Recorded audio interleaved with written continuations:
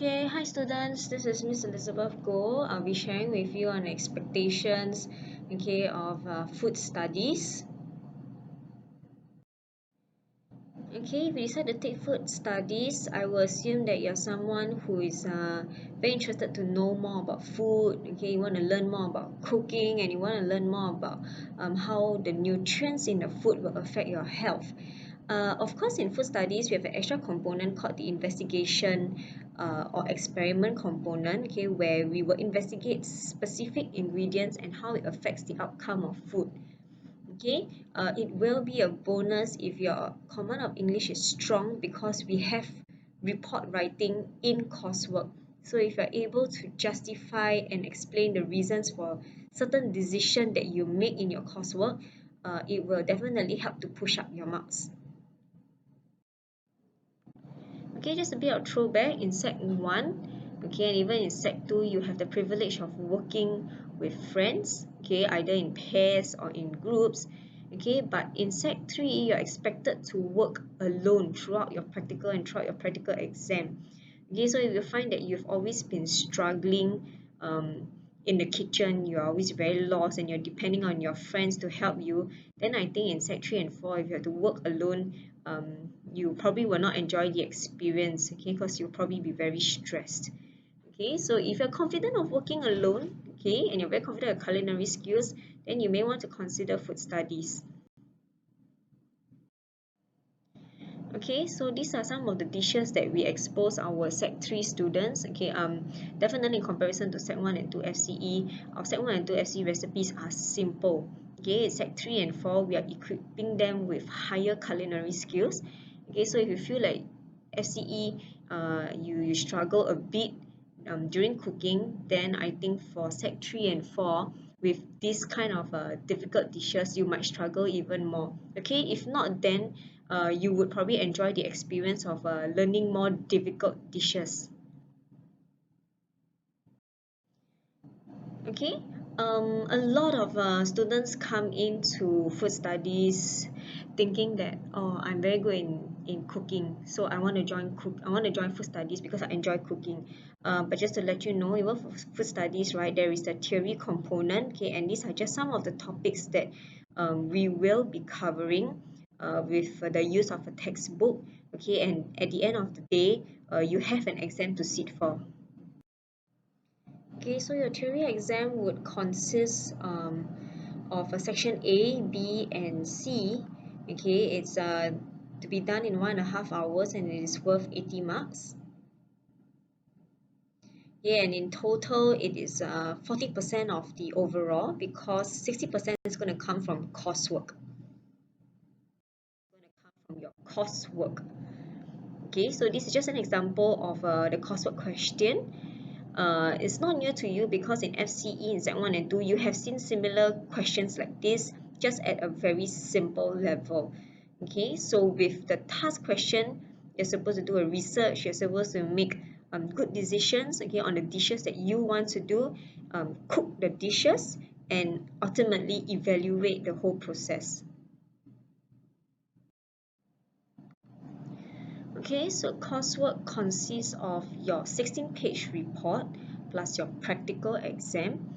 Okay, and all this will be done within 35 hours of curriculum time. So in Sec 4, when you receive your N-level coursework question in January, okay, it actually starts from January all the way to the submission period in July. Okay, so all in all, you are going to be working for 60 marks and it is 60%. So if you remember, your theory component is 40% plus coursework 60%. Okay, that makes up 100% of the food studies syllabus. Okay, so similar to what you have done in Sec 1 and 2, be expected to be working in the kitchen and in a computer lab because a lot of time we need the internet, okay, for research, detailed research, okay, in the dishes that you are going to be doing. Okay, so this is your lower sec FCE coursework. It is simpler, it is more structured. Okay, in fact, the teacher have given you a lot of guidance. But at sec 3 and 4 level for food studies, you have to come up with your own coursework. Okay, everything will be typed in your Word document. Okay, so 16 pages within 35 hours.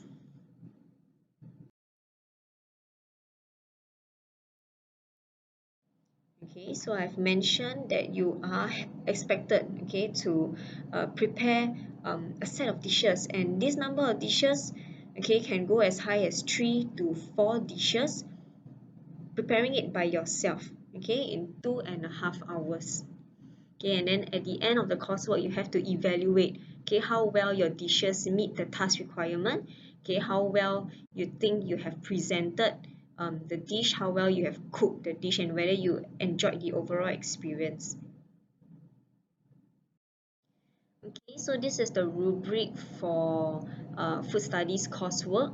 Okay, so you have your background studies, which is actually your task analysis. You have the experiment, okay, also known as exploration. Then you make a decision on what you want to cook. You plan out your recipe and your timeline. This is something that you have done in Sec 1 and 2. Okay, and then after you have your practical exam, which is known as execution, that's 30 marks. Okay, and at the end of it, like I've mentioned, okay, you're going to evaluate and you're going to conclude the whole coursework process. Okay, so all in all, you are working for 60 marks. Okay, of course, by taking food studies, you will be able to consider courses such as these in the ITE West College. Okay, so there are specific culinary courses that the higher NITEC, okay, or even ITE is offering. So if you take food studies, it will be a very good foundation for you to have. Food studies is a relatively new subject in BP. Okay, so our first cohort was only in 2018. Okay, so this first batch actually did quite well. Some of them went on to pursue culinary courses in ITE. Okay, this is our second batch who are currently taking their N-level exams right now. These are some of the frequently asked questions, okay, by students who are very interested to take food studies. So do have a look at the question, do have a look at the answer. However, you have more burning questions that you want to ask, please do not hesitate to approach your teacher. Okay, Madam Yati, Miss Pauline, and I will be very glad to answer them. You can look for us in the staff room, okay, or you can go to the BPGHS website and get our email.